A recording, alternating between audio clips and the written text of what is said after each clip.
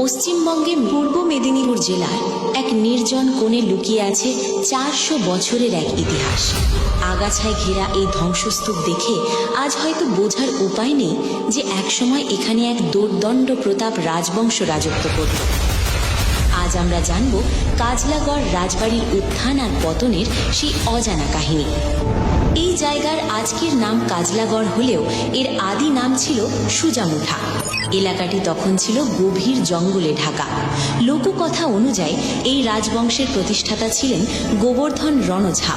কথিত আছে দেবী কাজলা কালীর স্বপ্নাদেশ পেয়ে এই অঞ্চলে জনবসতি এবং রাজত্বের সূচনা হয়। দেবীর নামানুসারেই এই গড়ের নাম হয় কাজলাগড়।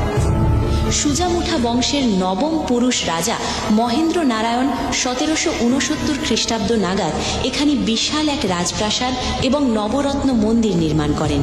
তিনি ছিলেন এই বংশের সবচেয়ে প্রভাবশালী রাজা।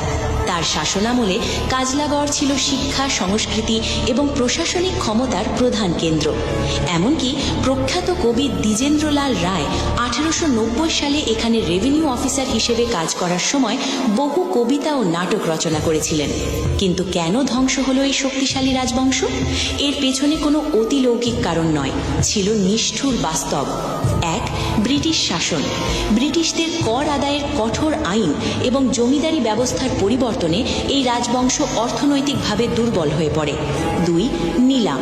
1860 সাল নাগাদ দেনার দায়ে এই জমিদারির বেশিরভাগ অংশ নিলামে উঠে যায়। তিন, প্রশাসনিক দখল।